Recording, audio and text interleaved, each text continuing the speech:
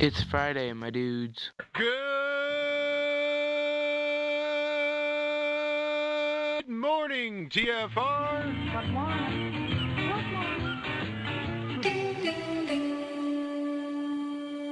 Good morning. Ding, ding, ding. Ba, ba, ba, bow, bow, ba, ba, ba, bow. Good morning. Ba, bow, bow, ba, ba, ba, bow. Good morning. Ba, bow, bow, ba, ba, ba, bow. Beautiful day. Ba, ba, ba, bow. It's a beautiful day. Ding, ding, ding. Thank God it's Friday. Wake up! Welcome to the Ironworx. My name is Josh Corey, and you have tuned in once again to three good friends just hanging out in the morning. Let's start off by saying hello to one Mr. Walter Johnson. Walt, good morning, sir. You had quite the week, I will say. I got to see you live on YouTube, which is always nice. Good morning, Josh. Good morning, Zach. Good morning, everyone out there. TFR land. Yeah, I had a chance to hop over there with Beth Martins and just hang out, talk, get to know her better. We've had her on all of our shows now, finally, at last, and definitely excited to get her back around. Lots to do and learn. And if you haven't checked out her site, definitely go to bethmartins.com. Check out the little quiz. You might be surprised to find out some of the archetypes that you're wrapped up in. It was definitely a good time. I got to, share some of the things I've been going through over the last few months. Through my whole life, really, but definitely over the last few months with Mom, and it was good to share. Definitely good. Can't wait we're supposed to hang out and do something a little bit later on today between this show and our Have No Sphere show. It's something I'm not really sure exactly what we're doing, and I will let you guys know when I know more about it. Probably by this afternoon, it'll be done. But I really don't know exactly what we're doing. It was kind of a last-minute thing I got invited to, so I'm excited. Always excited to hang out. It'll be more of her readers, I believe, people that have her book and some of her inner circle, I think, is what the plan is. So I am very honored to have been invited. I think that's going to be good. That'll be fun. Like a little webinar almost. Right, basically. Sweet. We'll call it a campfire. How about that? That'll work. I like that. Shout out James True. Well, we are still joined this morning by one Mr. Zachary Zabala. Z squared, or Good Times for All, here on YouTube, which we are also streaming on YouTube, by the way. Zach, how the hell are you this morning? Forgive Zach. He's been muted up. He's been busy this morning. He jumped up out of bed first thing, thought there was a fire because Cammie had been cleaning the oven, so he's been trying to come down off that big adrenaline rush. Good morning, that Zach. Adrenaline will wake you right up. Oh, it went away, though. Now it's like my body feels so weird. Like, really, I feel like I just smoked like 5 bowls. It's weird. Jeez. That huge adrenaline rush, like right in the morning, and then your body starts coming down from it, and you're not awake. Got 3.5 hours of sleep. It's one of those. Yeah, this is weird. Wow. I'm like tingling. Okay, I'm back. Yeah, I just woke up and I smelled smoke and I thought there was a fire. It like freaked me out. I thought everybody was asleep, but they're kind of night owls here. They stay up late every once in a while. As you can see, Bob is in chat, and he is not a early bird, so it's definitely a later night. Usually they're sleeping somewhat by now, but they have these. There's a lot of excitement around here. I bet. A whole lot. The signs out front for the house being for sale.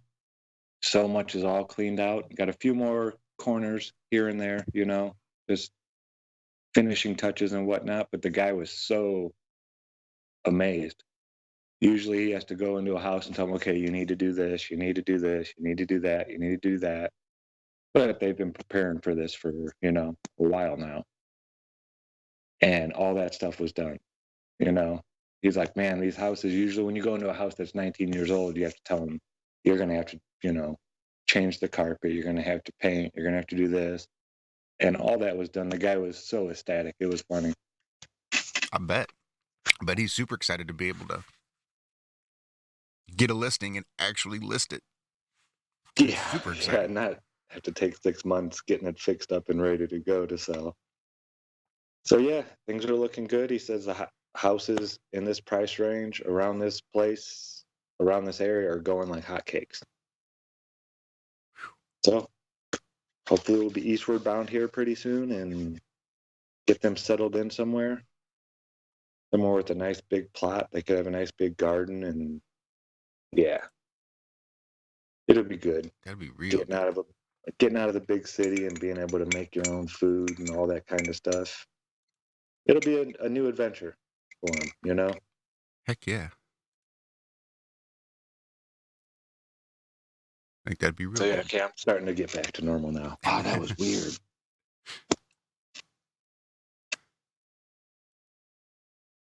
To make a run for some big bucks. 80,000 of them.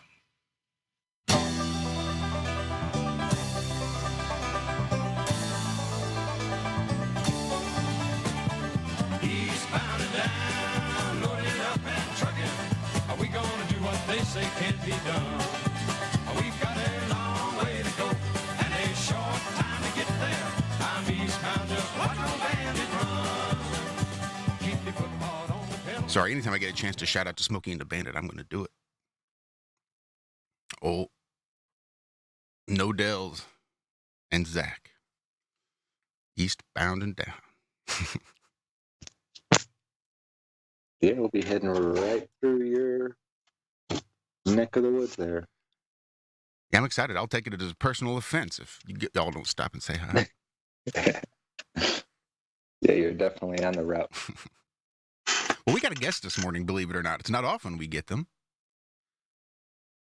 But we do have a guest.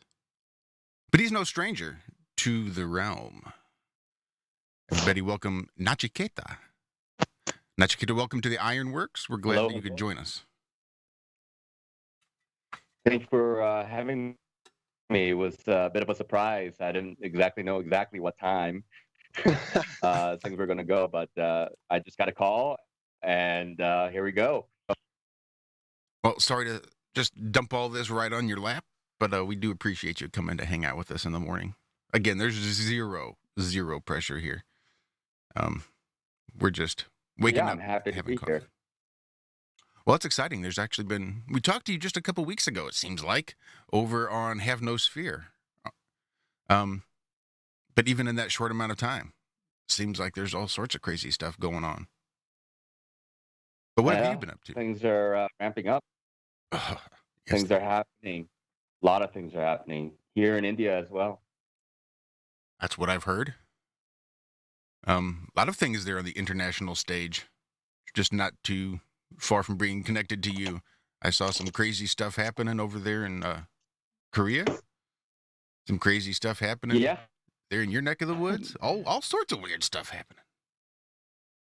Yeah, the North Koreans are at it again. They like to play the North Korean card when things are going awry. And, everybody's got to put some attention and give some attention to North Koreans,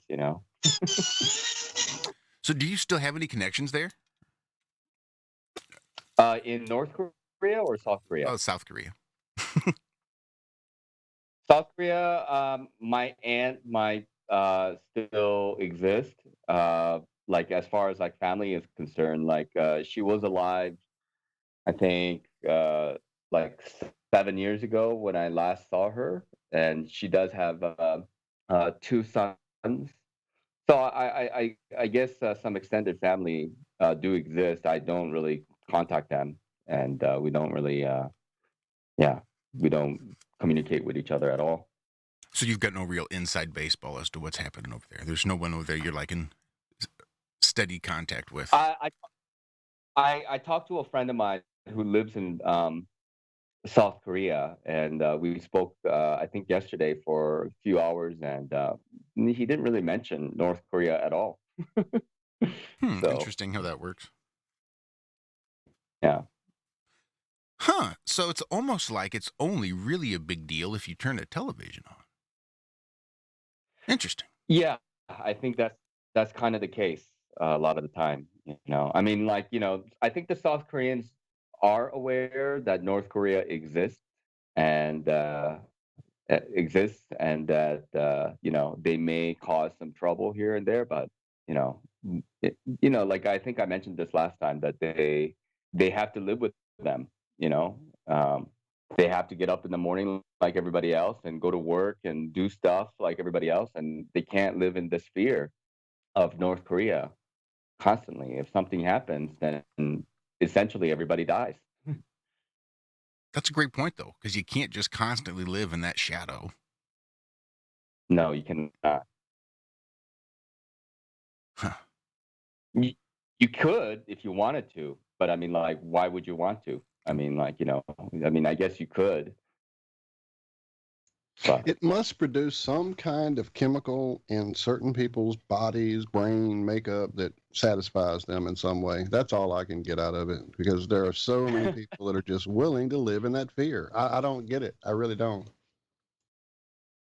people like drama.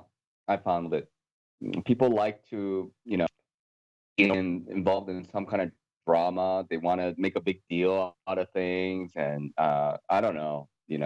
I've been waiting for like 2012 for a long time, and 2012 came around, and nothing really happened. Everything kind of fizzled out. I mean, there's stuff going on, yes, but like, I mean, I can't live in a world where like any moment now it can just a meteorite hits and everybody goes to hell, and I don't know. I mean, like, I just got to keep on going until the time's up, and then that will be another problem when I cross that bridge.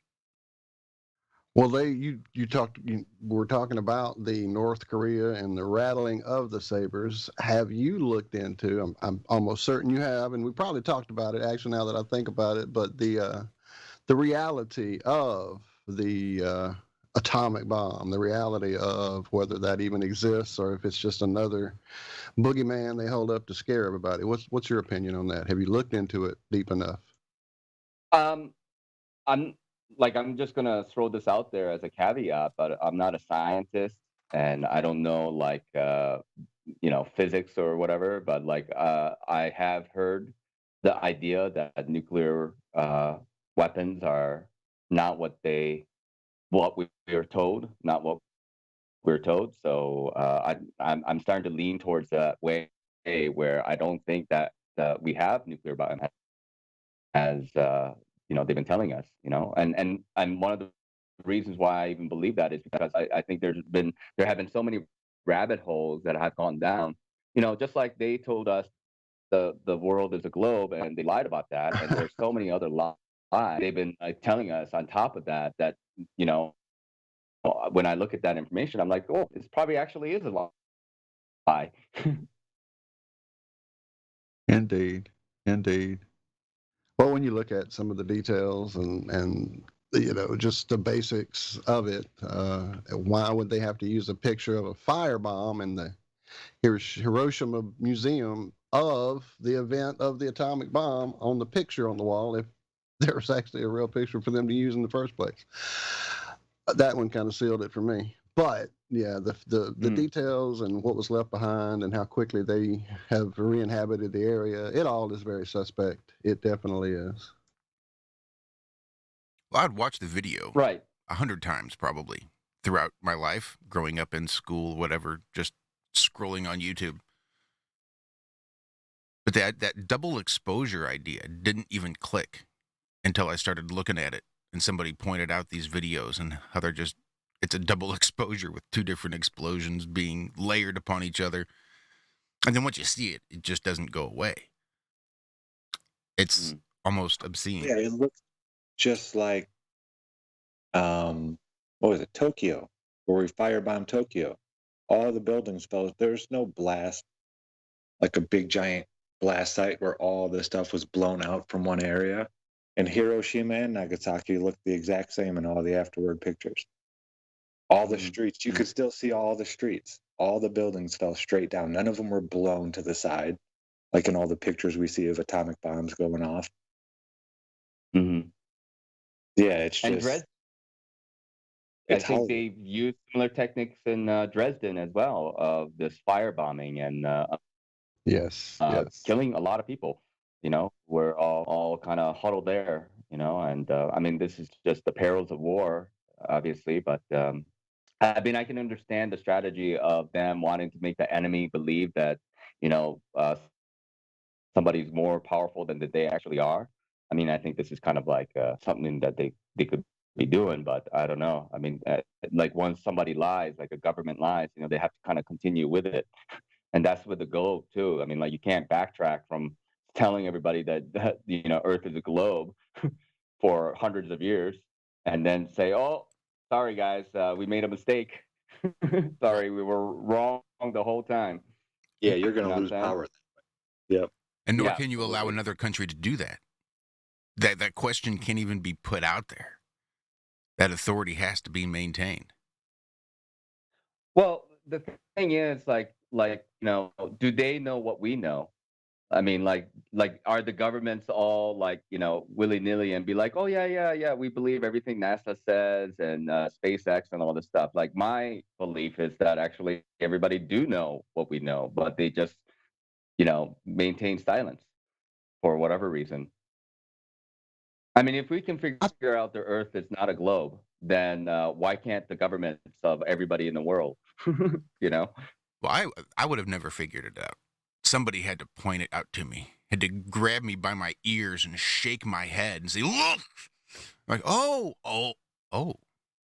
I would have never figured it out. I'd have stayed completely conditioned to see the globe. I don't know that I would have taken it upon myself to investigate far enough to even question the shape of the Earth.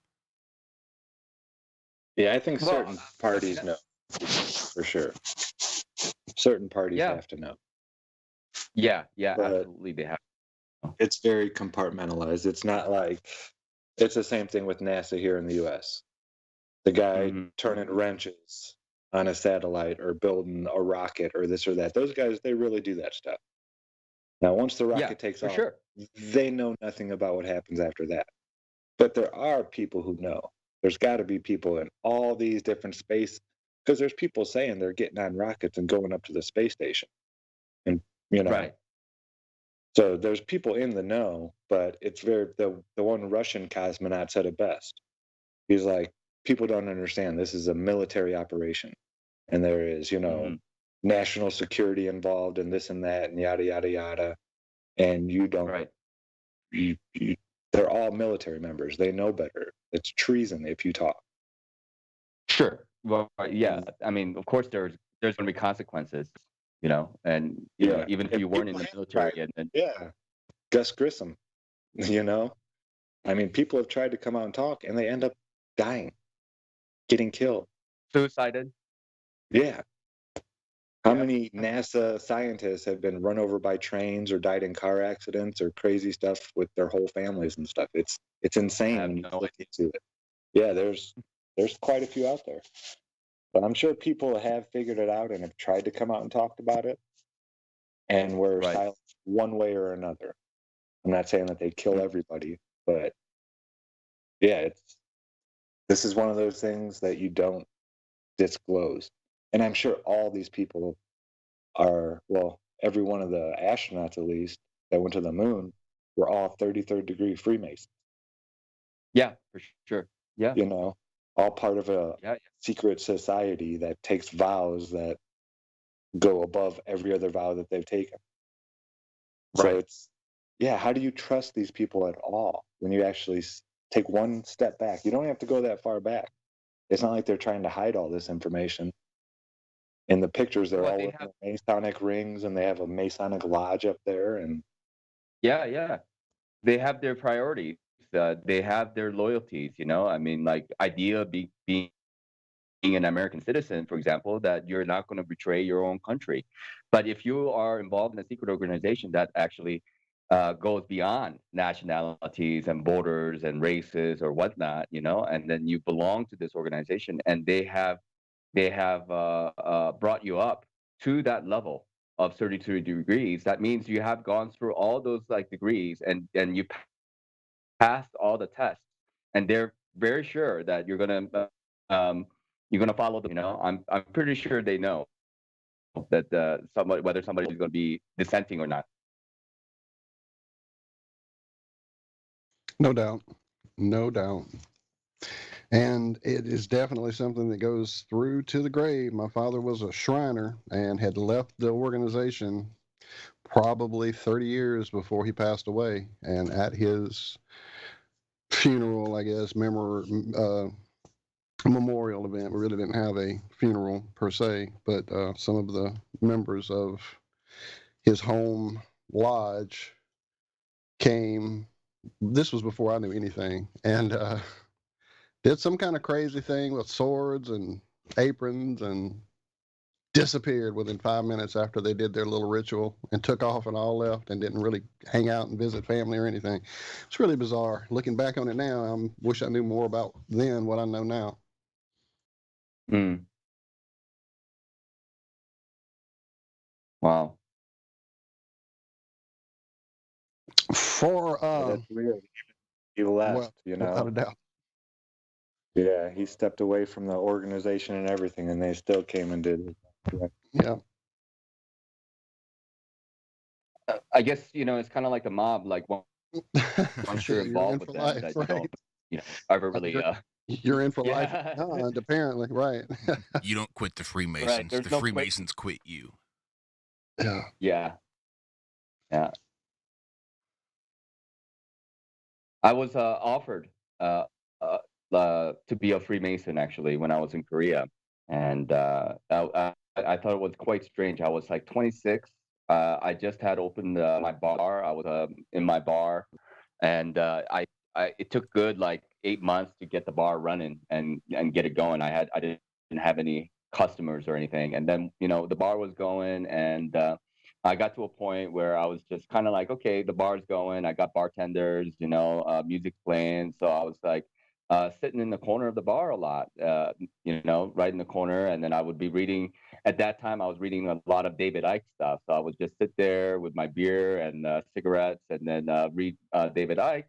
And some guy, I would say he was in his 50s, in a nice suit, who didn't belong in the bar at all because it was all like university students.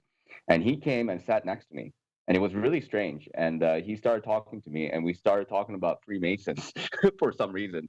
And I told him, "Oh, I don't really know a lot about them, but I knew a little bit about Freemasons, and I knew their, nefarious involvements in many events in history I knew of, but I'm not so deeply involved with them." And then he told me that he was a 32-degree Freemason in the Scottish Rite, and I was like, "Whoa, that's like about as high as you're gonna get," And then he said that he asked me if I was interested in joining in his lodge, and this was in Korea, Seoul, Korea, and I just politely told him like, "No, thank you. I don't think I would." And I knew, like, I felt like it was like a real situation. It was really strange because like I felt like I know some people who got involved, and they're kind of set, like as far as like work is concerned and financial stuff, like they're kind of set. But I know you have to go through some rituals, and it's not something that is like you're not joining some like a baseball team or something. It's like you're going to be joining a secret organization, and you're going to be taking some vows. And I'm not good with commitment, let's just say that. So I just politely said no thank you, and and then he went off, and I never saw him again. So it was really strange event for me. Huh. Bizarre. It Very is bizarre. Yeah. Yeah. Real quick, we're heading very quickly into our first commercial break. Before we get there, I All right. wanted to let you know that Callie's friend Alan said hi. Oh, okay. Okay, he said you'd know what that meant. I do know. Our buddy I Alan. do know who Alan is, and I do know who Callie is. So hello love back to them. Awesome deal. Like I said, he's here with us every morning. Well, every morning that he can be when his personal commitments don't have him elsewhere. But yeah, good friend and line producer, the Alan Holman. Yeah, we're big fans of Alan. Brings us up into our first break here. Yeah, pretty damn close. We got about 60 seconds, 70 seconds or so. Oh man, I was afraid of that when I jumped too soon. Apparently, our clocks are just out of sync. I don't know how to get us back together. It's apparently a computer thing, not a studio thing, because we had this 2 shows now. I'm just getting back to my home studio here in Louisiana from Oregon, so I'm adjusting again. So my apologies. I'll let Josh handle the breaks going forward. Oh crap! Don't rely on me. I'm able to talk right through it. Not even hear break music or anything. But nope, it's good. I need to caffeinate anyway. So here as we wrap up segment 1, I shall grab my cup and head on upstairs because I got to get ready for work too. But I get ready for work in 3-minute segments while the show goes on. But see, now I hear break music. Good stuff. I hear it. All right, we'll be back. It's Ironworx.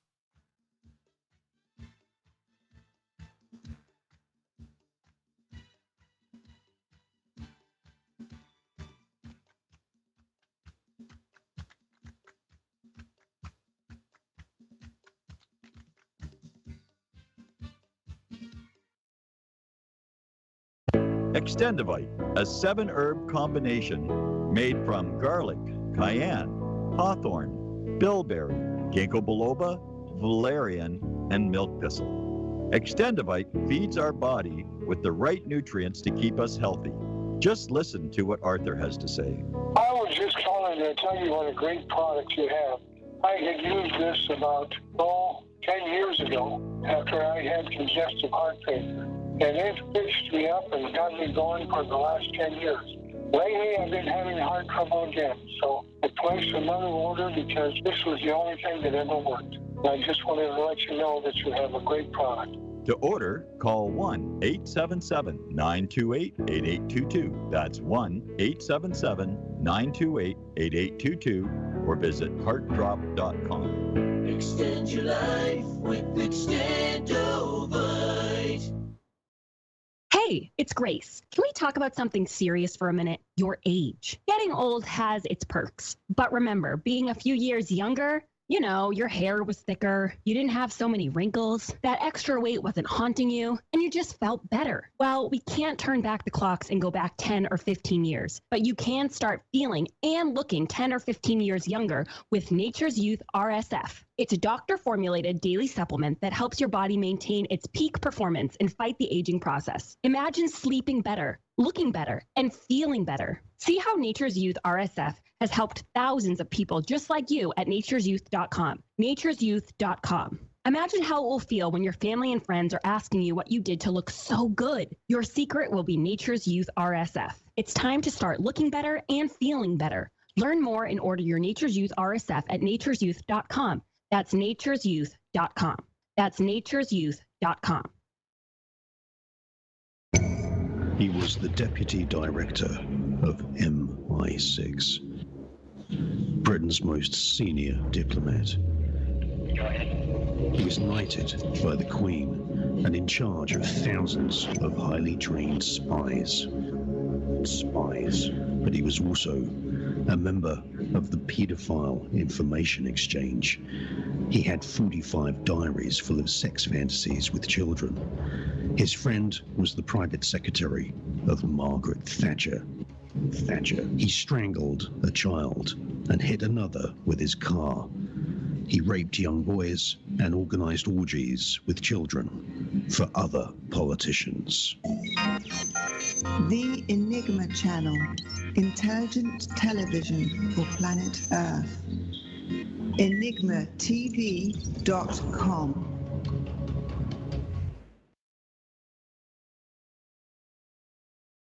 We are TFR. My faith in destiny is all I need to prevail. Frequency Radio.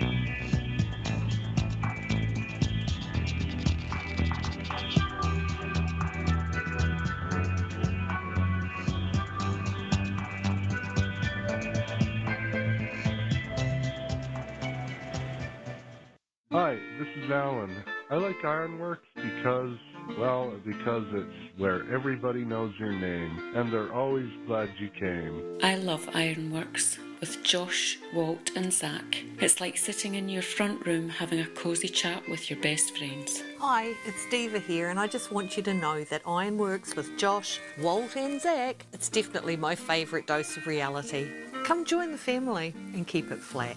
Why sleep in when you could get your dose of iron in the morning? Listen to the Ironworx on TFR. This is Enlightened Dawn. Roses are red, violets are blue. Iron Realm Media is the best on the plane. To this show, I will forever be true. You guys are truly the best, and I love you guys. I'm so thankful to have you in my life. Do you like listening to space letters from Never a Straight Answer? Then tune in to The Ironworx with Zach, Walter, and Josh.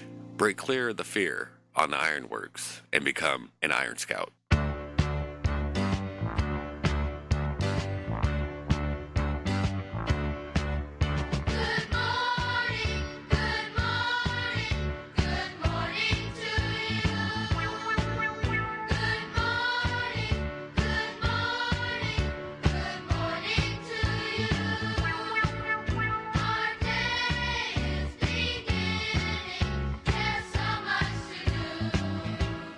So much to do and so much to talk about. Welcome back to the Ironworx right here on Truth Frequency Radio. We are actually live streaming on YouTube as well. We are joined this morning with Nachiketa, good friend of ours who was actually on Have No Sphere just a couple weeks ago. And something that I wanted to talk to him when he was on Have No Sphere about, but we never got around to it.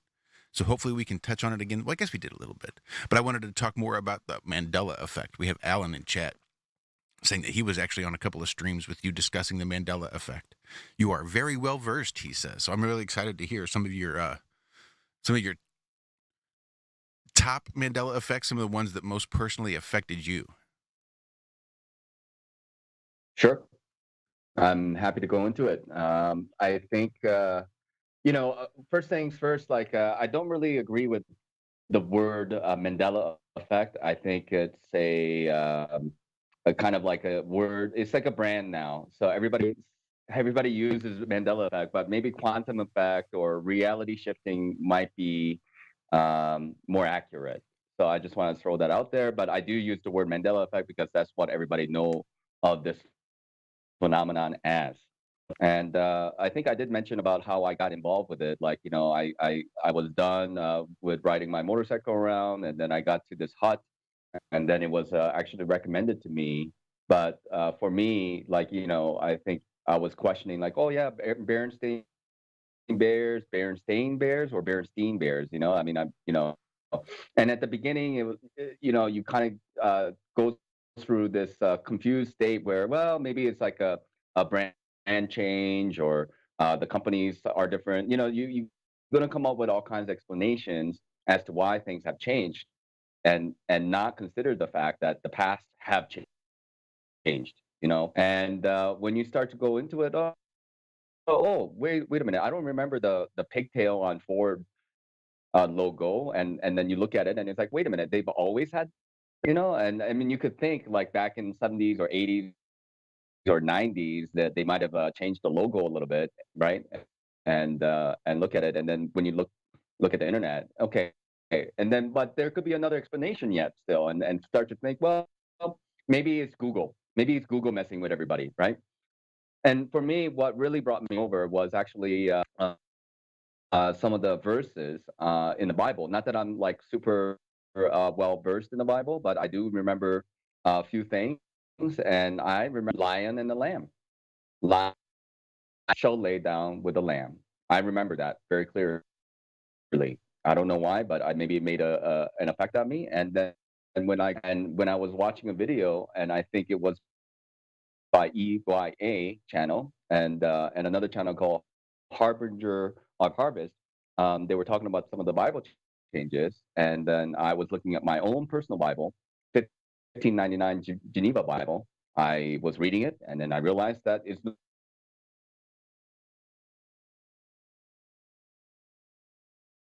Uh-oh. Well, we are now having internet issues, it would seem there. That's part of the price you pay when you live in the Himalayan mountains, I suppose. Shoot. Nope. Hello. There he is. We got you back. Oh my gosh. What was the last thing I said? You were just getting into the Bible changes and the Lion and the Lamb. Thank you. Okay. Yeah. So so I remembered Lion and the Lamb, and then I remember wine bottles, or I'm sorry, I remember wine skins and not wine bottles. And because of those two Mandela effect changes, I start to look into this phenomenon more seriously.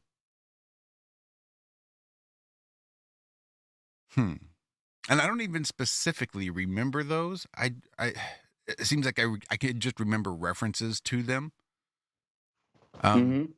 But it is strange that there's these Bible changes going on. Yeah.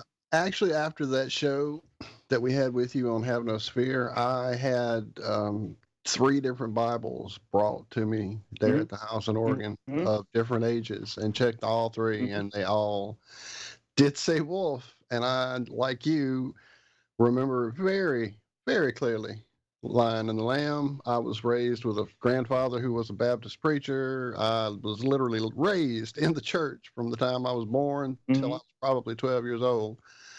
So I heard it many, many times. It wasn't a guess or a mistake memory or any of that. There's no doubt that something changed there, and that one really broke my brain a little bit. Yeah. Yeah, and it will do that to people. I mean, you got to kind of really take it slowly with all this stuff, because when you're dealing with reality shifting or, this quantum jumps, essentially, like one of the things that you come to realize is that it doesn't matter how old the Bible is, like it doesn't matter. It could be 400 years old, and you will still find these changes on all of them. These physical changes, supernatural changes have occurred. And that's the mind boggling part of it all. And then once you start to go deeper and deeper into it, there isn't only 1 or 2 or 10 or a dozen or, it's thousands of changes of all kinds of stuff, from your sketchers or movie lines to, TV series and all kinds of stuff. There's so many changes, like Monopoly Man. I mean, it would, Brian could sit down with you for 5 hours and tell you all the changes, probably even better than me, because I'm just still, Brian Staveley's been involved with this for, a couple of years longer than I have. And there are other people like Jerry Hicks, Moneybags, Evan. I had the privilege to be able to talk to them about certain ideas and stuff. And Moneybag 73, he has a YouTube channel, and he lists a bunch of changes. He goes through many changes. So it's a very interesting phenomenon. Once you dip your toe in it, you just don't want to leave the pool anymore. At least for me. Well, I've dug down through it many. Oh, I'm sorry, Zach. Go ahead. Oh, I was just going to say, Daz had a question for you. He was asking if you've heard of plank time, or plank time, PLANCK. The shortest amount of time.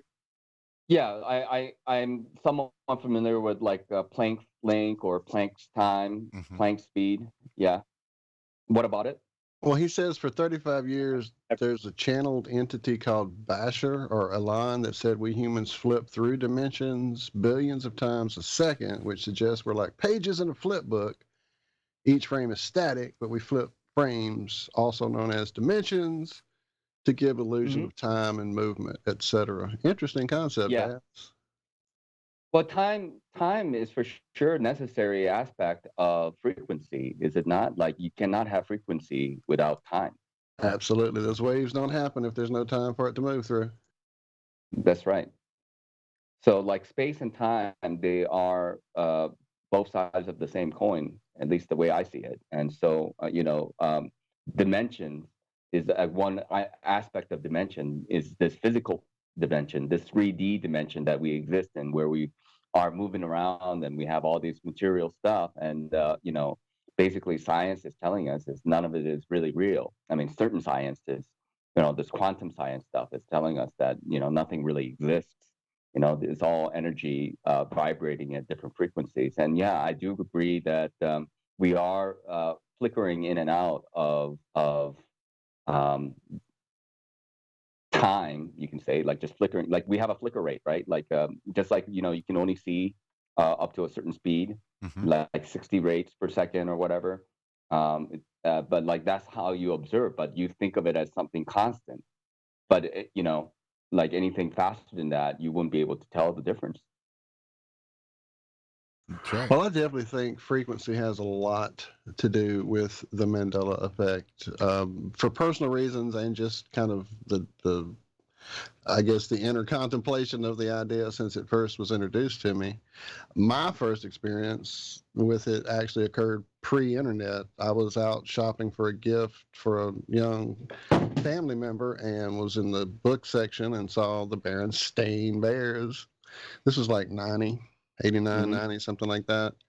And just assumed the name change had occurred due to some kind of anti-Semitism type thing. There was a lot, I think that might have been somewhere close to the Mel Gibson outburst or something. Something was going on in the news at the time. So it just kind of was like, oh, it must have just been a thing. They changed their name because definitely I was an early reader and it was definitely Berenstein's apostrophe S Bears in the late 60s, early 70s. So that one was personal for me and definitely happened pre-internet. But the frequency thing it just makes the most sense, I mean, as a person changes and grows and loses that growth and devolves. And I mean, we all, speaking of frequency, as we try to change our frequency, that very attempt at changing it is a frequency. We're awake more at certain times and we kind of go back to sleep a little bit. And it's definitely a wave as well. But maybe as we're all doing this work personally, internally, that we're maybe sifted through these different layers of the frequencies of the universes. And so that's why some people share the same memories of the effects that have changed for them personally.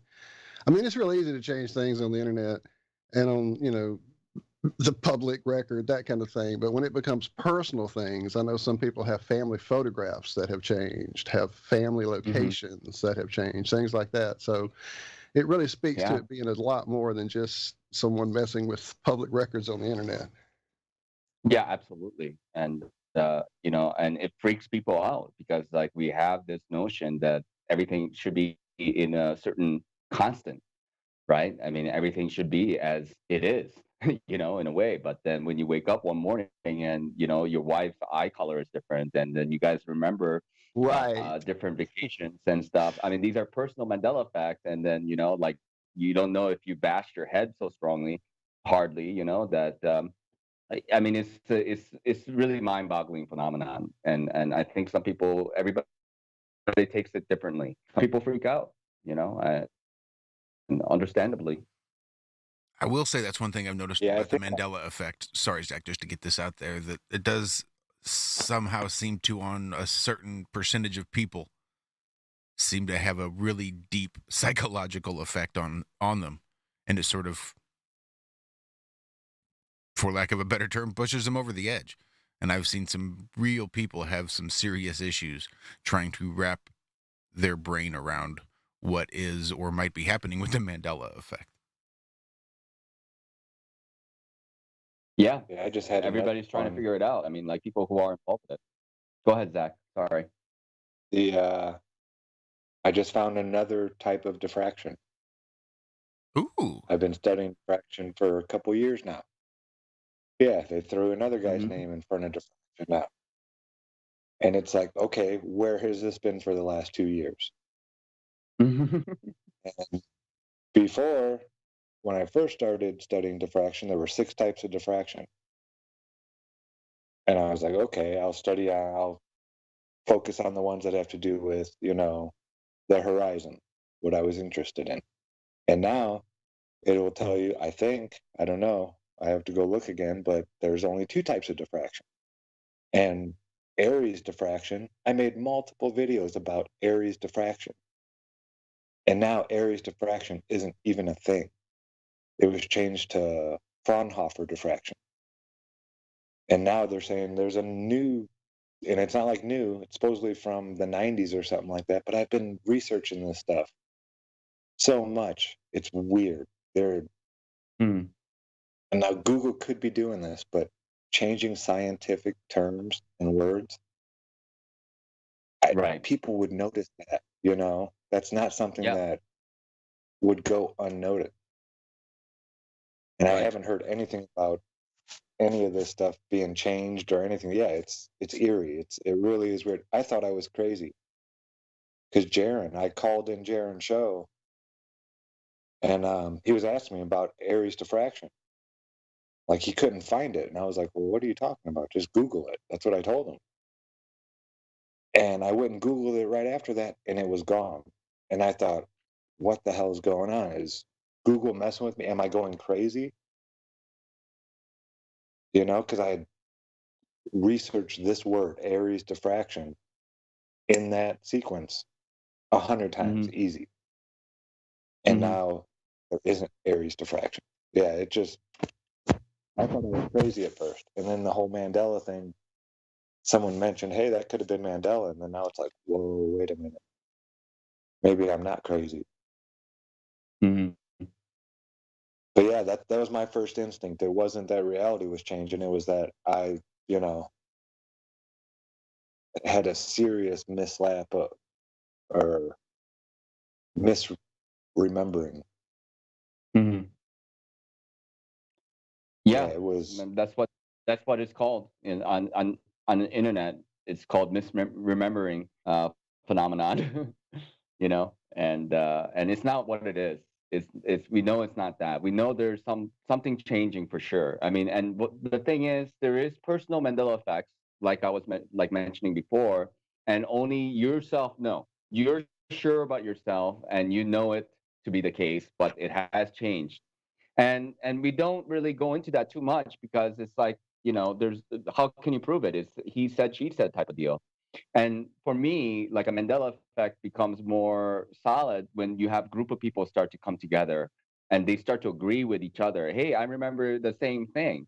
If you can find other people with the memory of Aries diffraction, and then you got 2, you got 4, you got 100 or 200, and they all talk about it, and then they have what is called residue. Residue is like coins or emblems or whatever, like it's a painting, and then somebody has written down like Aries diffraction, and it has an explanation of Aries diffraction. Then you got something a little bit more substantial. You can work with that, But if it's just a personal Mandela effect, then it's really difficult to go anywhere with it. Yep, really tough. You can tell somebody all day a family picture changed, but that doesn't have anything for them. It doesn't speak to them like it does to you, for sure. Yep. It was really interesting when you mentioned the eye color change. I had a friend whose wife was as far from a truther as you can get. She followed mainstream, loved the news, loved the politics. She just lived it. And they constantly bumped heads.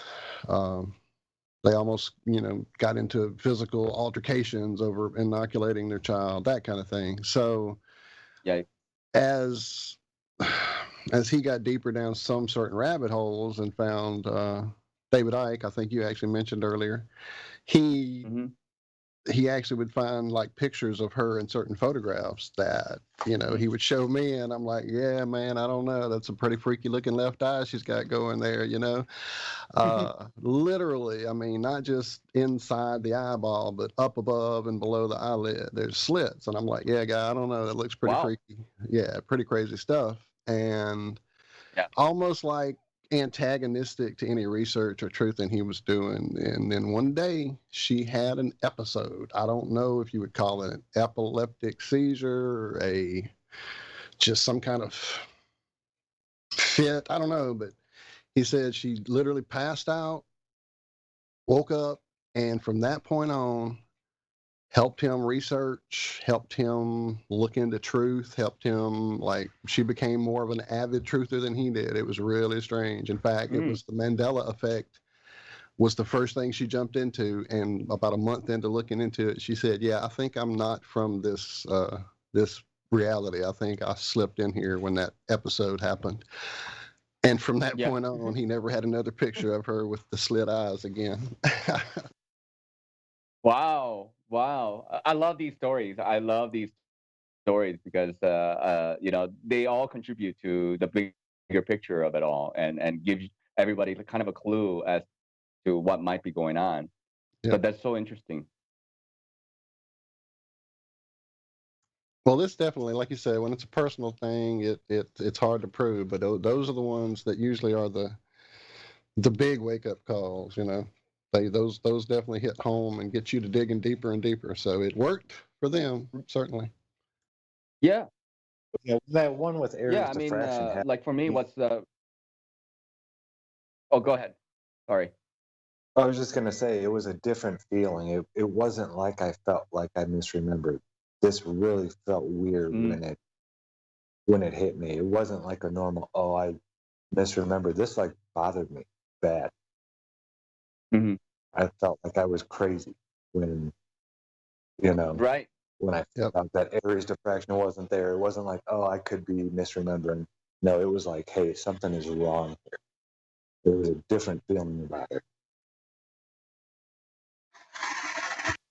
Like your dream bled over to your reality. It's just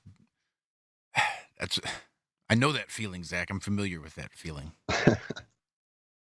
It is very disconcerting. Well, yeah, and it's a similar feeling like finding out the Earth is actually flat and not a globe, though. Too. I mean, there are a lot of similarities to these two phenomenons because like it's a shifting of reality. We all used to believe that we're circling around the sun and we're spinning and there's all kinds of stuff going on and there's space and we can whatever, all this stuff is going on. And then, after a certain amount of time, you figured out, hey, wait a minute, none of this is going on, and then you have this kind of, I would say, a cognitive dissonance where you're at a state of disbelief. And some people stay in that state of disbelief for a long time, and then in that state of disbelief, it's very easy to feel and believe that, you're crazy or something really wrong, something really isn't right, but then once you ground yourself to the fact that hey, Earth is flat, and to the fact that Mandela effect is real. Something is going on. I don't know. I can't explain exactly what it is or how it is, but I know that it is. Then you can start to kind of progress from there. I feel. Absolutely. Our buddy. Sorry,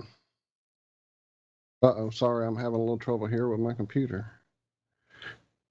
Everything is spinning. Are you guys still hearing me? You are still hearing me? Okay, I suddenly have a big spinning circle here in the middle of everything. I don't know what has happened here. Goodness. And it's completely thrown me off. I was going somewhere with that. Damn it. Oh, man. All right, I'll shut up. We're about to hit a break. Yeah, and it'll come back when we get back. About 2.5 minutes. Oh, okay. Well, 2.5 minutes, yeah. Okay. So I'm sure by then I will remember it.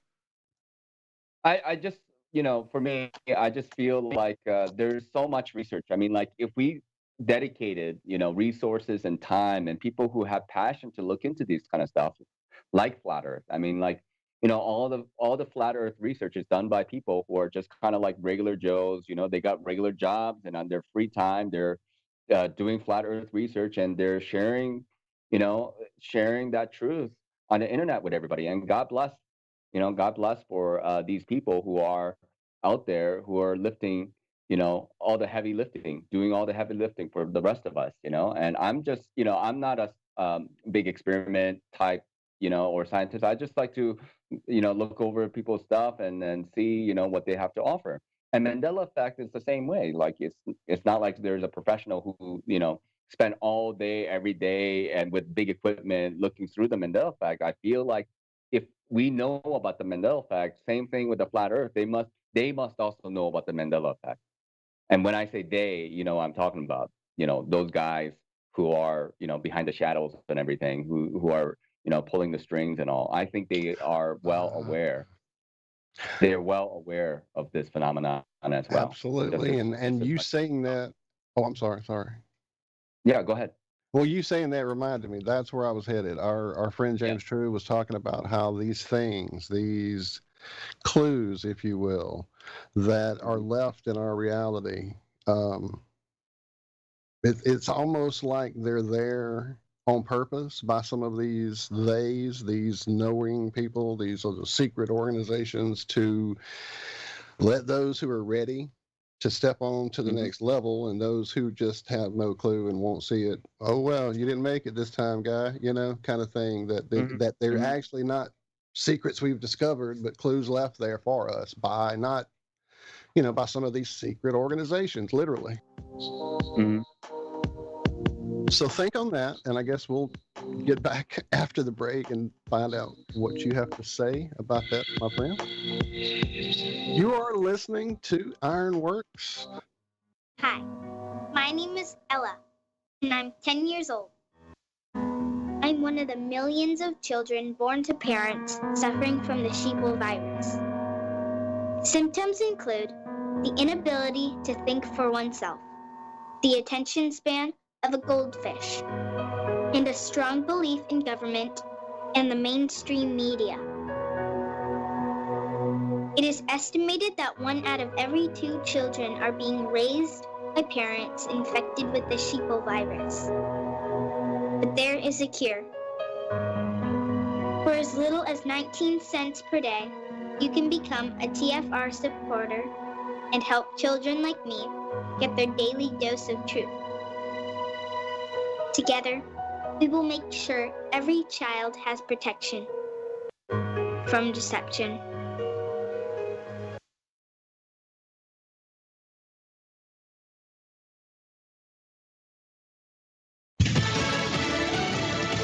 Fight's not over. I'm Carmen Roberts, Fox News. That's the reaction from President Trump to the Supreme Court ruling against his plan to do away with protections for young immigrants who grew up in this country.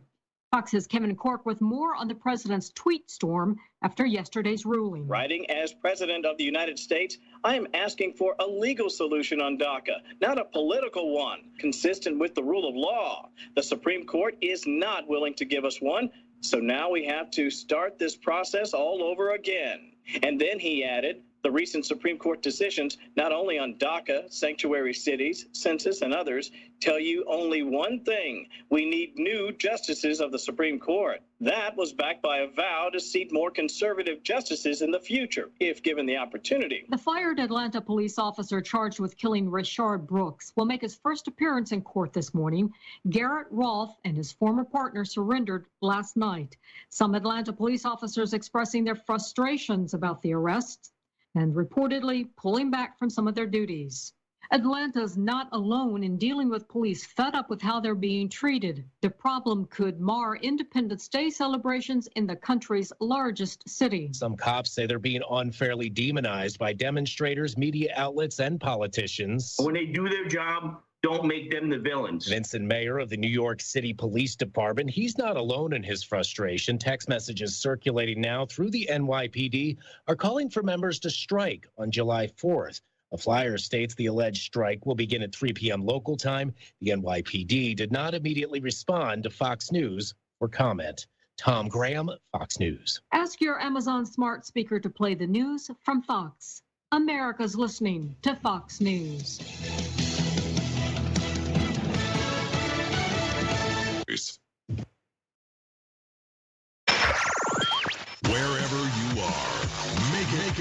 Truth Frequency Radio.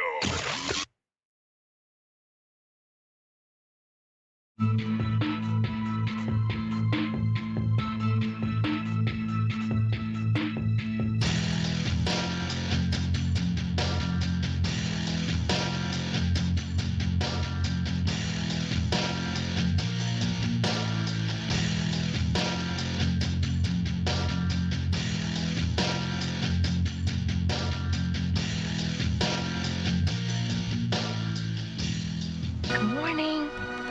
I'm here. Wake up. Wake up. Wake up. Wake up! What is dark matter? Okay, we don't know. That's great. That's why it's called dark. It's exactly. Everyone knows all reputable information comes from random people on the internet. Tell me things, internet. The earth is flat. It's like school in your hand. Okay, dark matter is something we do not know what it is.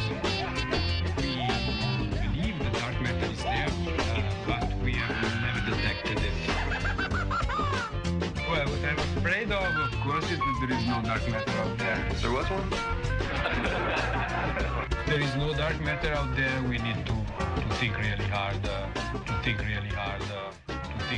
I have come here to chew bubblegum and kick ass. And I'm all out of bubblegum. Welcome back to the Ironworx, hour number 2. It's such a good talk. I just love having guests in the morning. I just wish it wasn't so early so we could get more. But this has been an absolute pleasure. I've been really enjoying this. Thanks for coming and hanging out with us this morning, Nachiketa. No problem. It's almost 3:30 in the afternoon over here, so it's perfect for me. We'll just have to have you as a standby permanent guest on hand because it's such a perfect time of day for you, my friend. And we could definitely not run out of things to talk about, I can tell. Yeah, it's I don't know, like this Mandela effect phenomenon. I've been spending a lot of time with it. I've been trying to frequent different channels and talk to various people, and everybody's got very different theory on what's going on. And but we all do agree that there is some kind of supernatural thing that's definitely happening. Like my perspective on this whole thing, based on the question that we were kind of left on prior to the commercial break, is that, like, for me, do things have meaning or not? Are things happening in a random order, or are there some semblance of, I don't know, meaning or order as to why things are happening? That's like one of the questions that I would have, you know.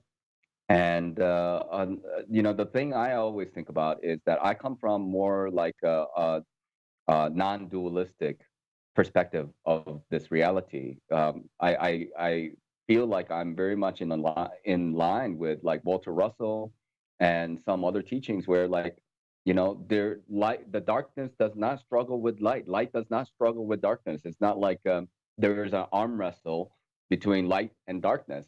Light exists and darkness disappears. That's it. That's like the law, to me. And so when I think of, and that doesn't mean to say there isn't Satan or demons or evil forces, but they have no power over the good side. And how it pertains to this whole thing is that anything that is happening in existence, including the flat Earth, including the Mandela effect, they happen because they're allowed to happen. That's the only way I can think of it. If you understand what I mean. If the God didn't want something to occur, it just simply wouldn't exist, and we wouldn't be aware of it. And because it exists, and because we're aware of it, that God must have allowed it to exist. That's kind of how I see it. I don't know if there's a fallacy in reasoning or logic there or not. How do you guys feel? No, I like that. I definitely like that. I've wrestled with this very thing. I started out with, as I said, the Berenstain Bears before it was even a thing. I do remember Mandela dying when I was in college in the late 80s, early 90s. So it was definitely, pre-internet for me. But as I dug into it deeper and deeper, and I kept coming across things that seemed, to me anyway, to be just cultural memory, I guess. The Darth Vader one. I was a really huge fan of the Empire. It was like my favorite movie of like probably that era, let alone of the trilogy. So I knew that quote was not what everybody was saying it was. I knew the quote very well. Just like I remember a trivia question about Magic Mirror versus Mirror Mirror.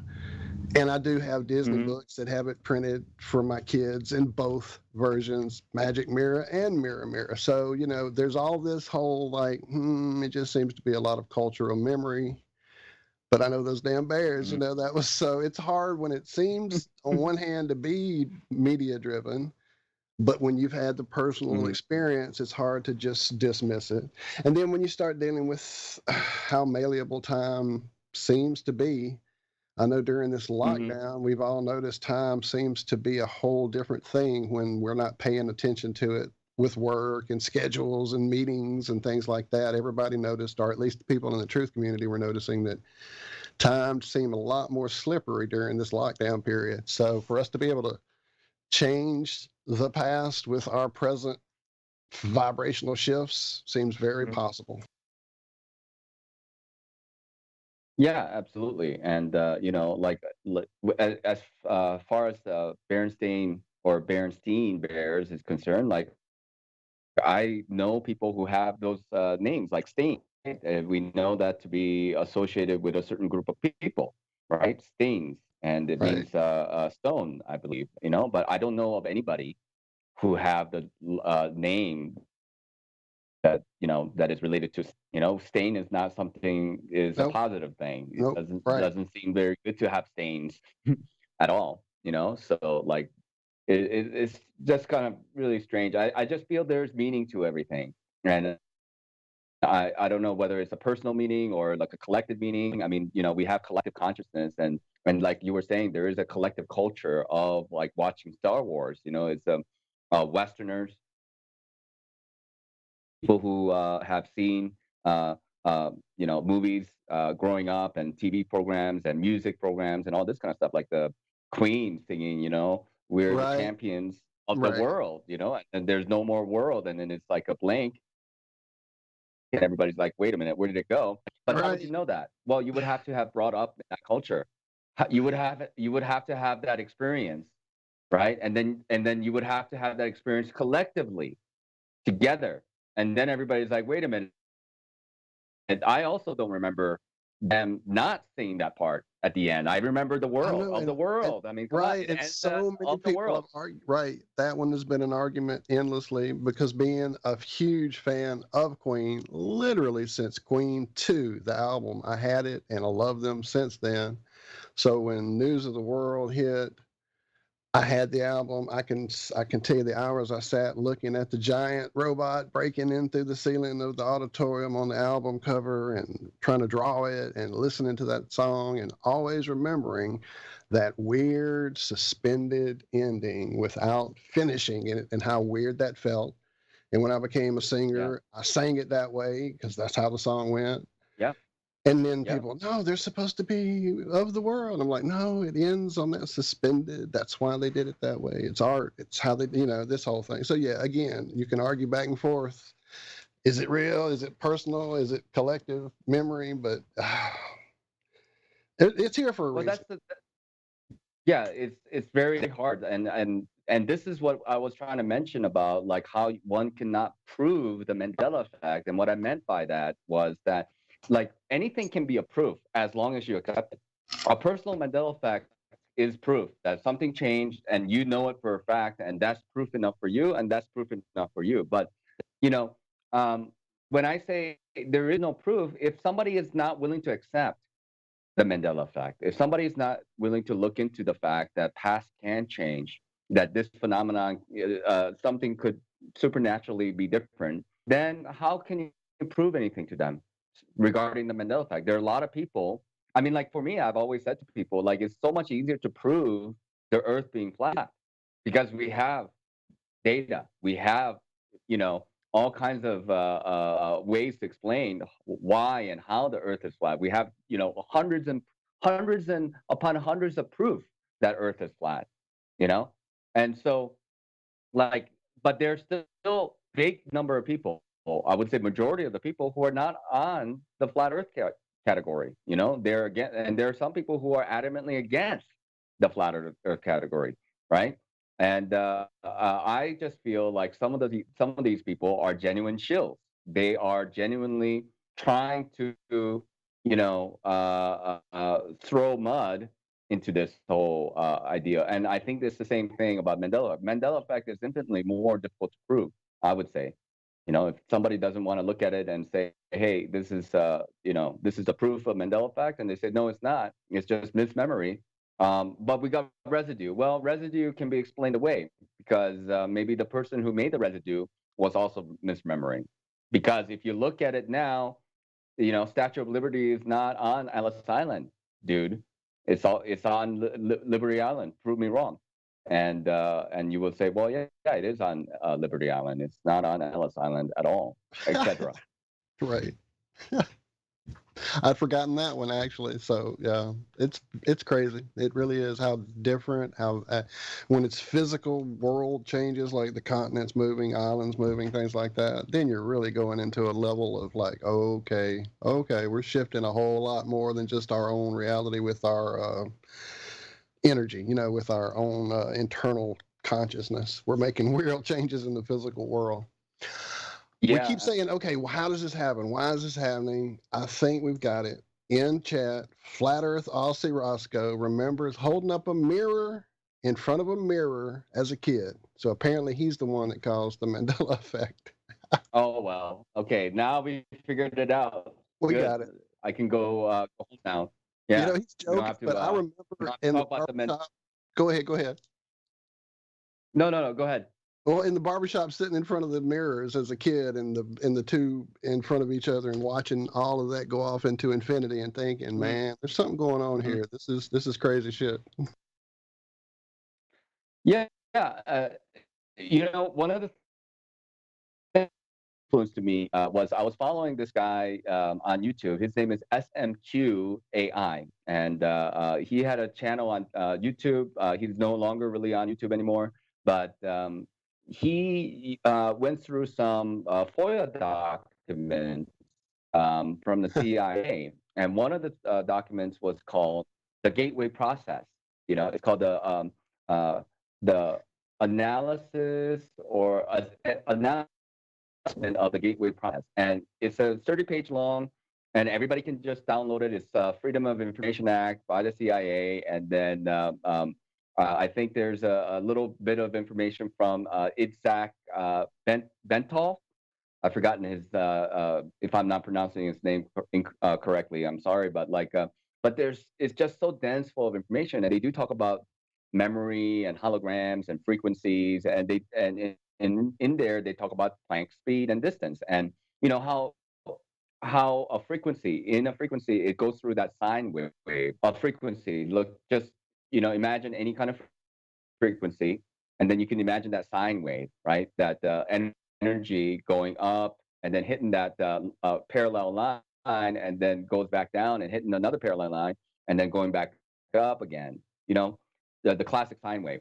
And then absolutely, as it gets closer to that parallel line, it actually has to change direction, right? It has to change direction. It's turning, and it gets to a point where it stops. And Planck's distance or Planck's speed at that point is that when it slows down to a such degree that it disappears from this reality. It's we no longer can track. We don't know where it went. Right. Yeah, Planck is one of those things that there's a slight sliver. Sorry, no, go ahead. There's just a slight delay. I think when you break up, then I think it kind of just takes a second to catch back up. You go right ahead. Sorry.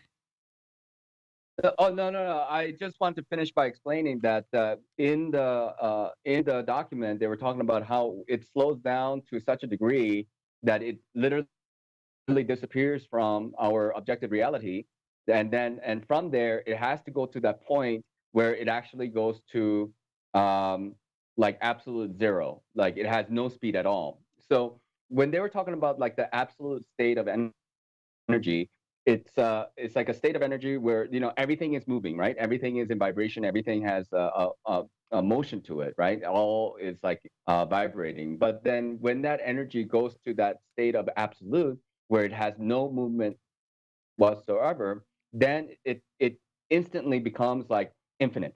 It has infinite space and infinite energy, right? And so I really thought that was really interesting to me because, you know, in India, they call the creator here Brahma, but then another kind of a expression for Brahma is the state of absolute, is absolute state, like the ultimate state. So I always was kind of fascinated by all that.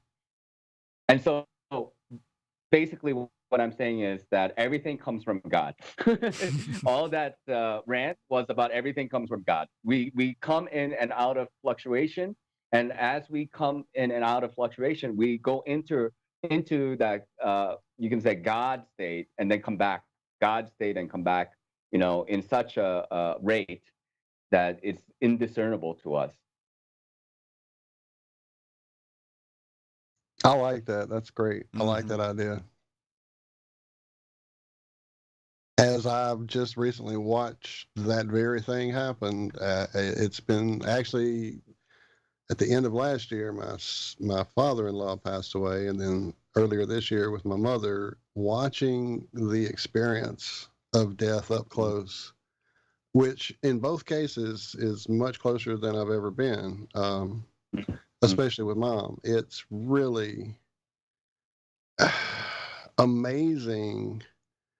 And I think it's part of why our society, our culture, the pharmacy, the medical psychosis industry that we have has removed us from that experience so far and keeps it hidden away in the rooms, in the hospitals, and in the back of the funeral homes and things like that. Because if everyone could experience that up close and feel those frequency changes as this person is shifting out and coming back. Literally, she did that numerous times at the end, was gone and came back. It's really a phenomenal thing, and I definitely wish everybody could experience it.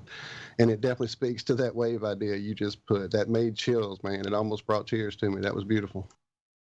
Yes.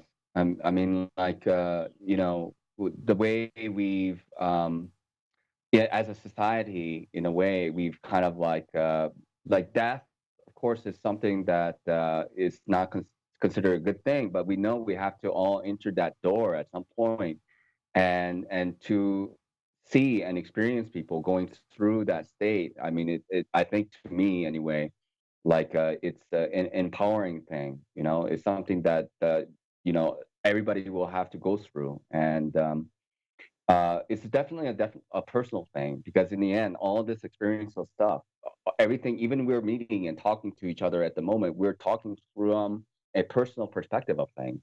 And so, everything has to be dealt by yourself. You have to have that knowledge. You have to have that understanding. You have to have that inner courage yourself. Nobody else can give it to you.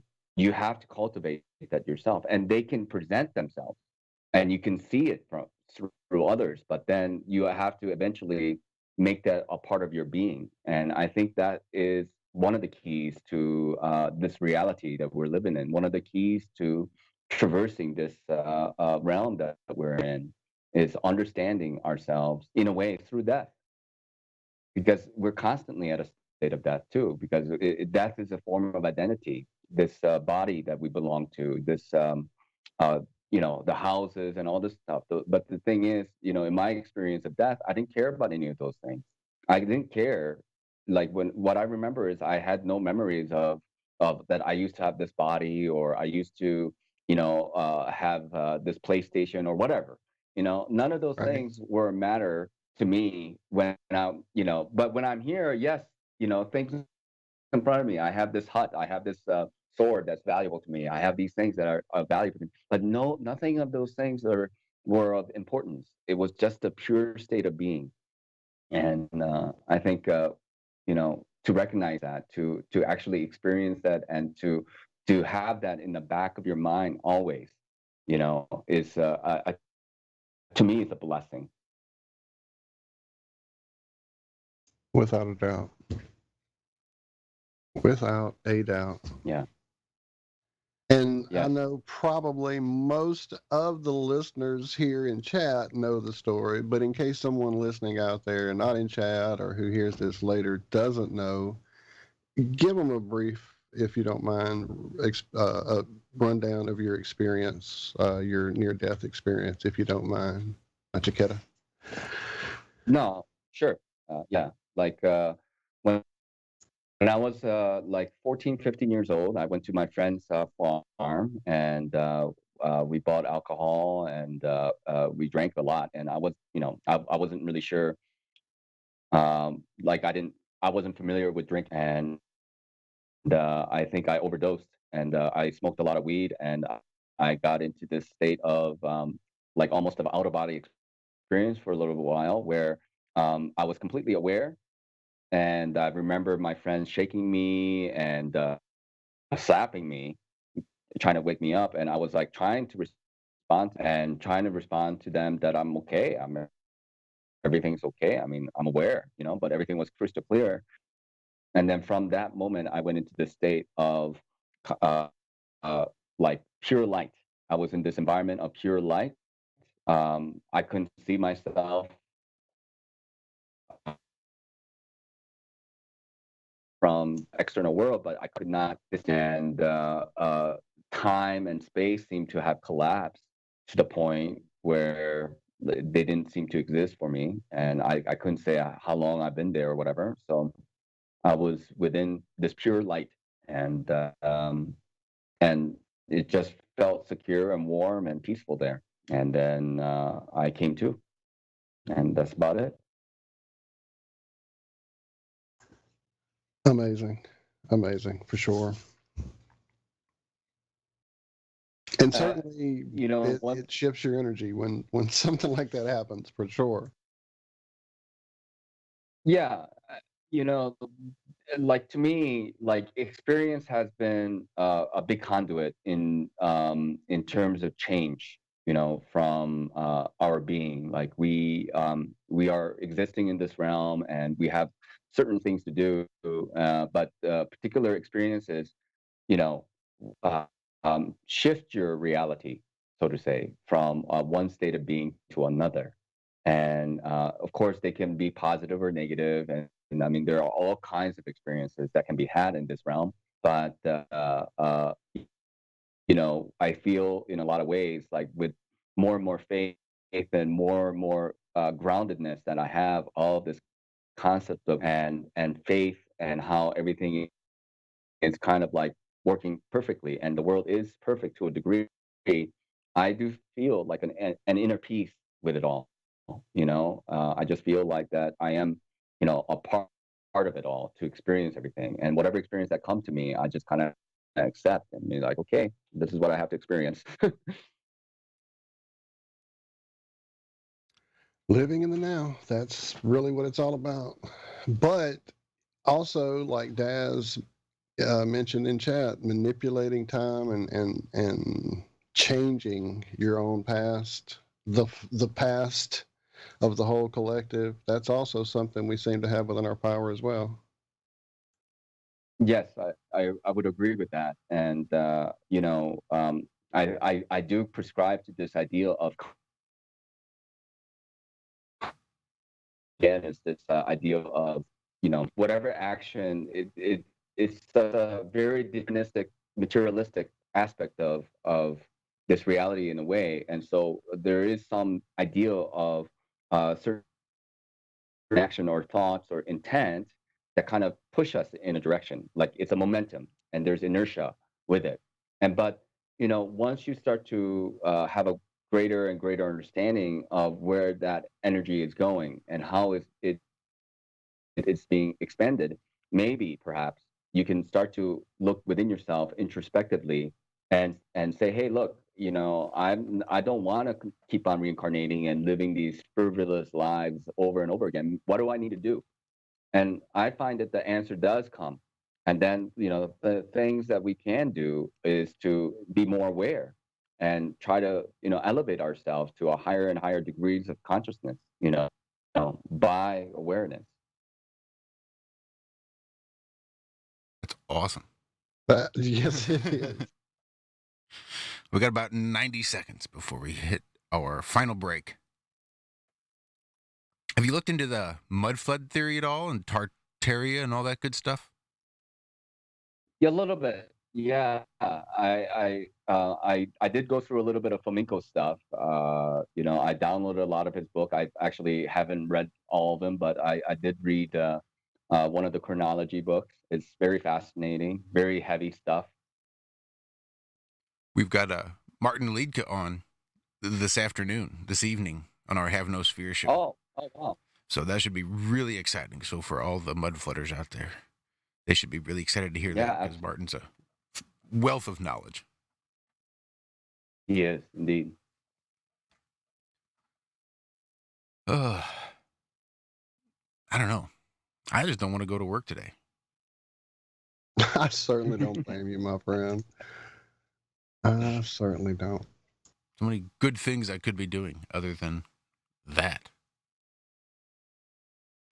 Garden looking good? Those damn zucchini are about to take over, I'm telling you.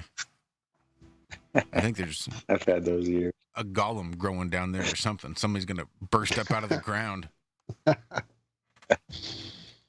I think that's break music that I hear. So we shall be back right after these briefest of messages right here on the Ironworks, on Truth Frequency Radio.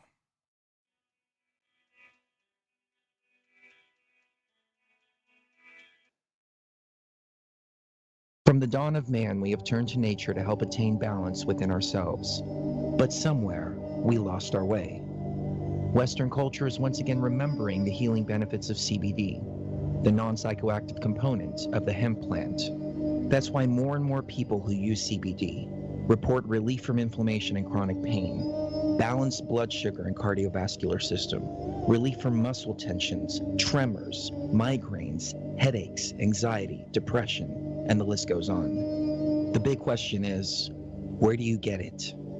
IOLife is a 99% pure CBD oil made with all organic ingredients, and it's available to TFR listeners worldwide.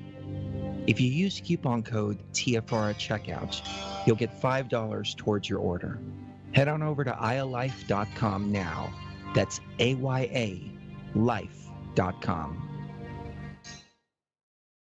Hey folks, guess what the #1 phrase that Life Change Tea receives by email? You ready? We love this tea. We love this tea. Time after time, week after week, we love this tea. Life Change Tea gives you more energy, a beautiful cleansing, and fulfills its slogan perfectly. The tea that makes you go. So if you want to be on your health game, log on to getthetea.com and order Life Change Super Strength Tea. Packages come in a 1-month supply, and when you brew this stuff, wait until you see the results. Aren't we all about the results? And with a lot of people's health struggling, we can use a little bit of help. Doctors will tell you disease starts in the gut. So log on to getthetea.com. That's getthetea.com. Be our next email saying, I love this tea. I love this tea. Get the tea at getthetea.com. Helping America one tea bag at a time.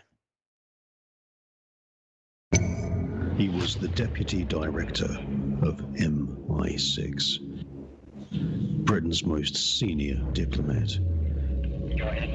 He was knighted by the Queen and in charge of thousands of highly trained spies. But he was also a member of the Paedophile Information Exchange. He had 45 diaries full of sex fantasies with children. His friend was the private secretary of Margaret Thatcher. He strangled a child and hit another with his car. He raped young boys and organized orgies with children for other politicians. The Enigma Channel, intelligent television for planet Earth. EnigmaTV.com.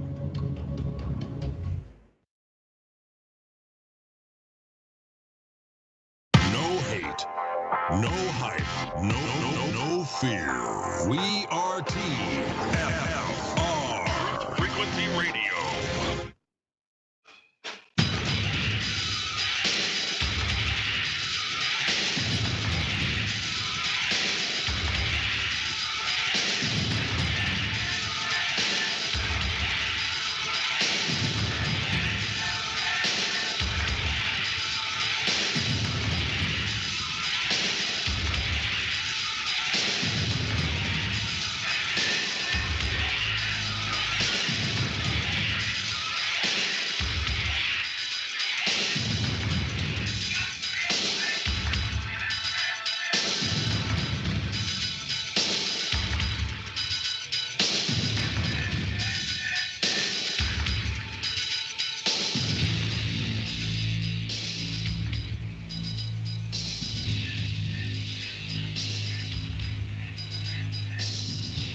The iron you need to get what you want.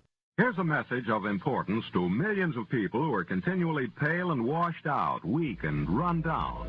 Doctors will tell you that these conditions are often caused by a deficiency of iron.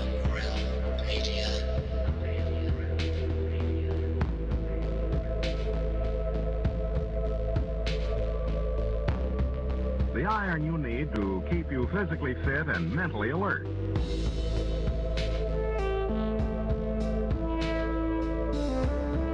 Medical studies show that 2 out of 3 women and many, many men lack the daily iron your body requires in a form your body can easily use and put to work.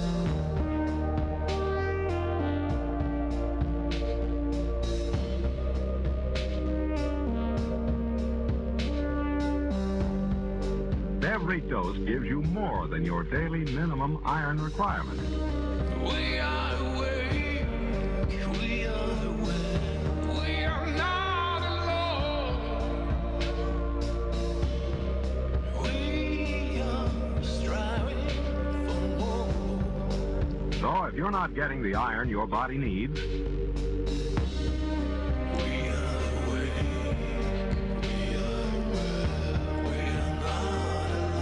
if you feel weak, run down, and are easily upset,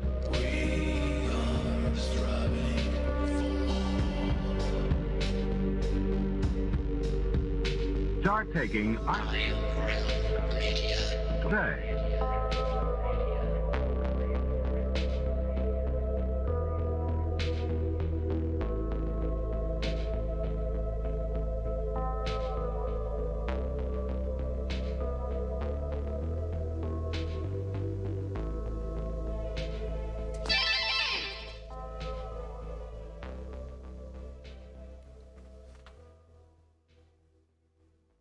Well, happy Friday, everybody.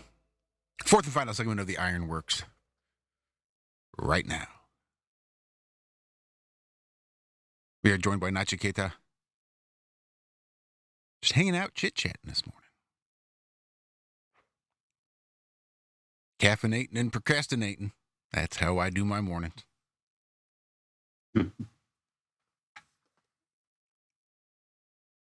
So what you got going on this weekend, Nachiketa? Anything big? Anything exciting? Oh, not really. I mean, frankly speaking, like I don't really have weekends or weekdays. I just kind of work on myself. That's right.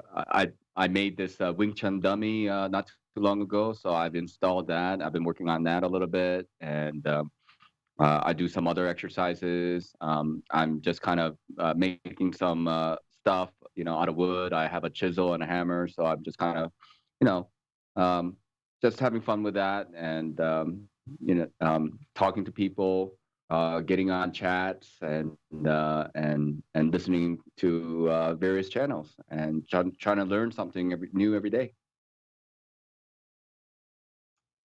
Sounds beautiful.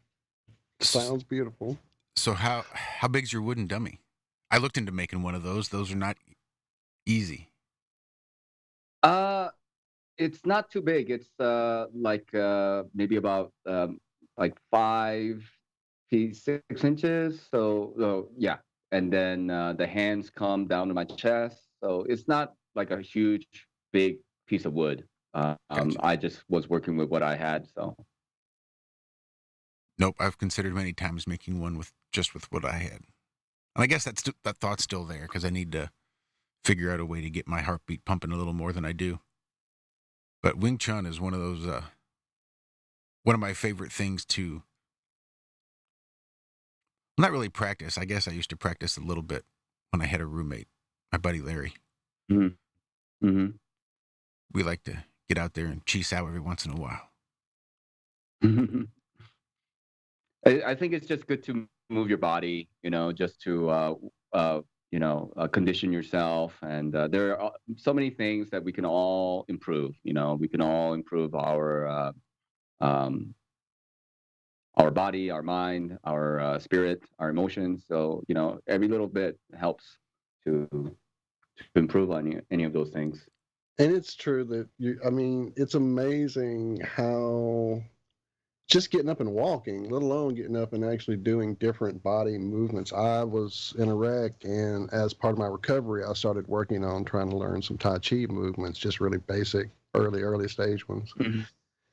And just doing that, it was like, man, I as a kid, of course, seeing, movies and things, wanting to learn, and just with friends, kind of messing around, but never any serious training, but definitely always felt the connection to that, wanting to be part of that, and just feeling it when I was doing the Tai Chi, definitely. And when you get out in the bare ground with bare feet, just that connection to the ground and the earth feels amazing. So then take that and start doing these movements. It's just, it's pretty phenomenal. Definitely. I mean, nature heals. I find it, just being out in nature and just seeing, the trees and breathing in fresh air. I mean, a lot of people are sitting at home and they're watching TV and they're entertained by the movie industry, and they're essentially being programmed by TV and movies, and they're contributing actually to all the things that is going on. But nature has its own wisdom. It's actually, when you get yourself out into nature more, I find it that you can become more healthy. Indeed. I was joking with you when we had you over there on Having No Sphere, how your life story is basically like a superhero origin story. And then hearing about your training, I've seen your sword in a photograph. I know sometimes, unfortunately, we're called to do some spiritual warfare in our astral life. Is that something you've had experience with, I wonder? Well, yeah, I do have a lot of vivid dreams of fighting and just like really being in a war and battle. And I think it's a part of my nature actually as well. Like, even I also follow a little bit of astrology, and my astrological chart has a lot of fire in it. A lot of like, my moon is in Aries, and Aries is a god of war, and the moon is your mind and emotion. And I'm a Scorpio, so Scorpios are also very mysterious. My lord is death, so I'm also very much fascinated about death. Not only having had the near-death experience, but this whole ideal of death and transformation is a big part of my I would say journey in this uh, iteration of myself. Right, exactly. I like that too. You definitely speak of an old soul who's been here a time or three. Now, I And can't I fight believe, in my dream. yeah. Like you were What's that? saying, you can fight in your dreams. In my dreams, Yeah. I cannot hit anything. When I go to hit or try to hurt something, I go into like slow motion mode and I can never connect. It's weird. What does that mean? Well, dreams is, it's it's also like a vehicle in which where it reveals a lot about yourself in dreams. Like if you can remember them, if you can remember your dreams, that you remember how you behaved in certain situations. Dreams are presenting you with various situations. So I don't necessarily believe, like not fighting or fighting, or this vivid dream where you are aware that you're in a dream kind of deal, and you can be in a kind of God mode, so to say, where you can just kind of go beyond everything. I've had few dreams like that where I felt like nothing could touch me, but um, I just feel like they kind of like they present you in a situation. What are you going to do in this situation? Just like in real life, if you were like, let's say, attacked by a bunch of ninjas, what are you going to do? Are you going to go and hide in the corner? Are you going to just go and fold, or are you going to just pick up your sword and do what you can and hope for the best? I mean, what are you going to do? I pulled out my expandable baton and I pulled my knife out of my other pocket. I just stood there. I had my camera and all the gear. I was walking down Lake Michigan, the pier in Michigan City, Indiana, and it was March at like 8:30 at night. Nobody's out there in March. It's freezing, and I was taking pictures of Chicago, and these three guys came running down the thing like sprinting at me. And yeah, I was put in that position. I was like, oh shit. Oh shit, what do I do? Yeah. And yeah, my instinct was, I was so proud after the fact, but my instinct was, okay, you're not going to outrun them, so pull out your baton and I just stood there, and they got about, I don't know, 20 feet away, and then they just started walking, and then they just walked by me. It was weird. There you go. I believe in self-defense. I believe everybody has the right to defend themselves, and I carry those weapons with me. It's not for, decoration. Oh yeah. To show people, hey, look, I have a weapon. Yeah. No. It was for a purpose. That's not. No, and that's vanity there. Like if you're showing things off and stuff like that. Like I am showing my blade on my photo. It's on there, but that's more like to present to people, hey, I believe in self-defense. I want to like inspire this kind of like warrior nature out of people, But like I don't take it out and show it off to people. I don't really like to do that personally, but like I believe people have the right to defend themselves, and they should. And we would live in a lot more civilized and polite society when everybody understands, how to behave. Oh yeah, well, properly. In northern Indiana, in the country, nobody tries to rob Granny's purse. You don't have those snatch and grab things like you have in Chicago, where Granny can't get a gun because it costs so much money and you have to go through all this training and all this stuff.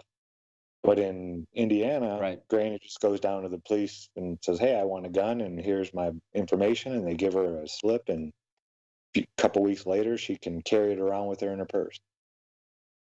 And yeah, just the ability to defend yourself, it makes people, respect people more. And more accountable for their words and their actions. What we need these days more than anything else. The people, like, especially in this internet world, we live in the internet world where people are like kind of keyboard warriors, and they just feel like they can just type away anything they want flippantly and say whatever they want flippantly, and there's no sense of respect. And I think there's a big problem with that. Oh yeah, I mean, back in the day, you didn't insult people. You insulted someone to their face in public, that guy was going to challenge you to a duel. Yeah. And that wasn't just the country hicks out. These were our founding fathers. I think Andrew Jackson, he had over 100-something duels. He had a bullet lodged in his heart, like an inch from his heart, for like 30 years, the last 34 years of his life. Yeah, I mean, these people took words serious back then. You didn't have politicians going up there and calling each other names, and no, everything was respectful, and if you did do that, things were going to be done. Yeah. Nowadays, you don't see anything like that. We have fallen so far down the not at all. societal.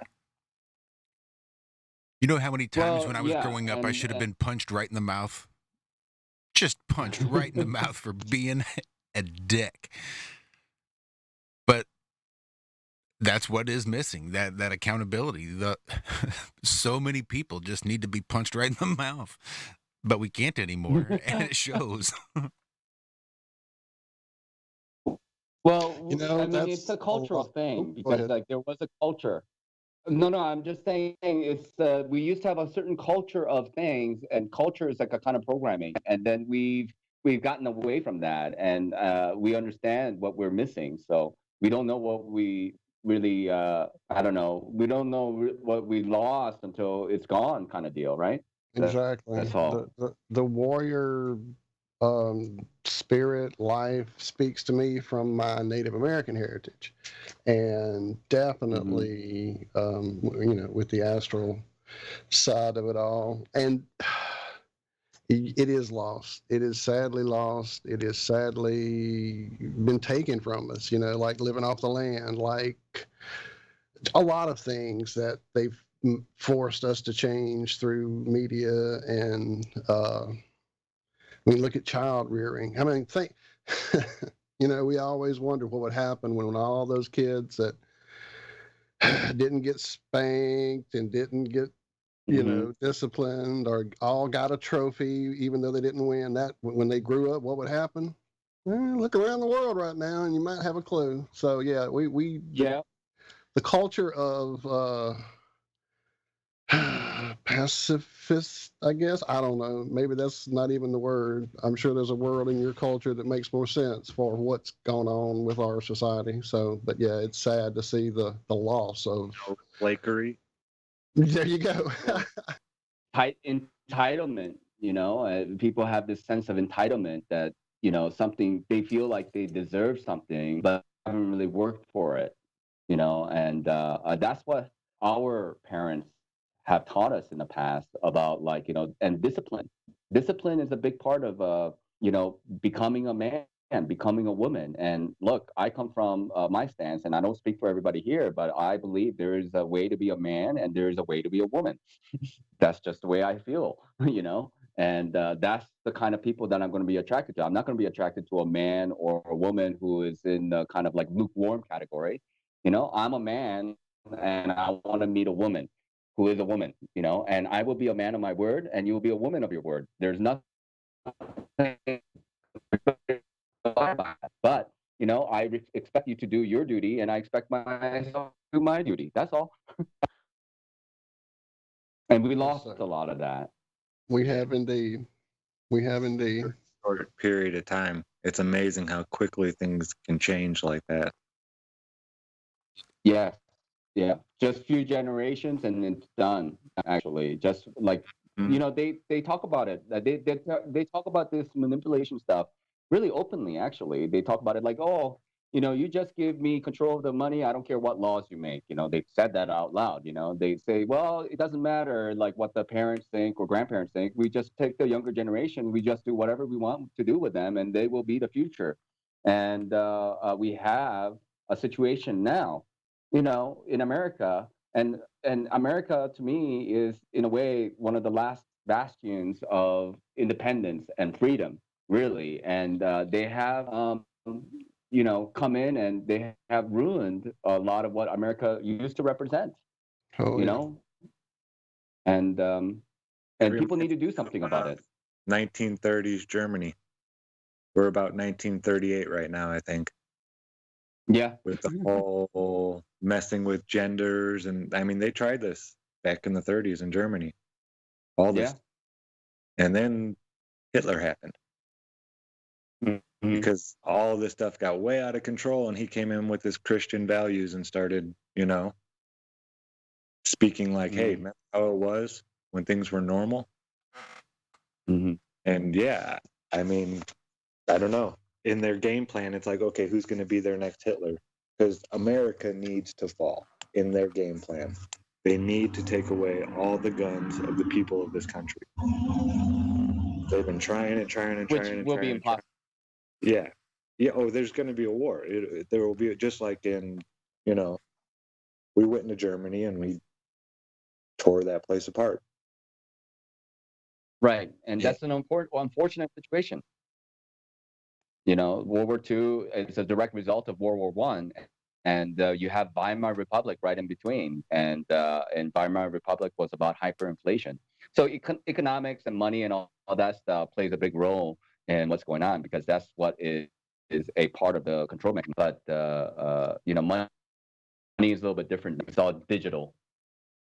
And I think they really were a big part of those wars, because I don't think the wars are, you know, really being fought between these upper, you know, super elites. It's probably a population control thing, but I think they were destroying a lot of the old, like they're doing now throughout the Middle East, destroying all the old relics that actually are keys to our real history. And I think the bombing of a lot kind of of like what Napoleon did, and yeah, they just go Iraq around War was about that. all this old stuff that would actually lead us to the truth about our history. And I don't know if there's a lot that wipe out left here in the U.S. I'm not sure. But no, they're definitely coming for the guns. Like you said, Well, it's a America's battle like of ideals. Yeah, it's the last fights for freedom going on. They've got pretty much everywhere else locked down pretty well. And yeah, it's I hope I don't see it. Well, we're right in the middle of it. Yeah, I know. I don't see the well, the revolution won't be televised. It could be going on right now somewhere, and we wouldn't even know about it. Could be. We got about 5 minutes left maybe here. Is there anything we have not covered that you want to mention? Do you want to tell anybody you got something else coming up soon? I know you were just not too long ago already. You've been with us on our Have No Sphere show. You've been everywhere lately, man. Tell us where they can find you, or is there anything you want to cover? Well, I'm just kind of jumping around to different channels, and I talk over at I speak with Rose 777 quite often, and we will be, I think, talking to this fellow by the name of Red Fox, hopefully next week at some point. And awesome. He was in chat this afternoon over there on Beth Martin's channel, and he was saying a lot of good things there in chat. So I'm excited to hear that. Red Fox. Yeah, and he was on Unintended Consequences with the great Baldini as well. They did a show together. Yeah. So awesome. Yeah, it's quite exciting to meet everybody and talk to everybody, and just, you know, we are all on the same page about the truth. We all want to be with the truth, and if you're with the truth, in my mind, you're on the winning side. Always, you know, no matter what happens to you, no matter like how difficult life can be, as long as you adhere to this notion of truth and you have that intention set where, hey, no matter what, I want to be. And that doesn't mean you can't make mistakes. Of course, we all make mistakes. We've all made mistakes, and we are all continuously making mistakes.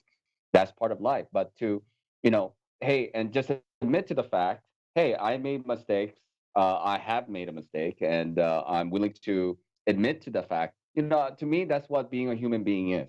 To be a human is not to try to present yourself as a perfect human being all the time.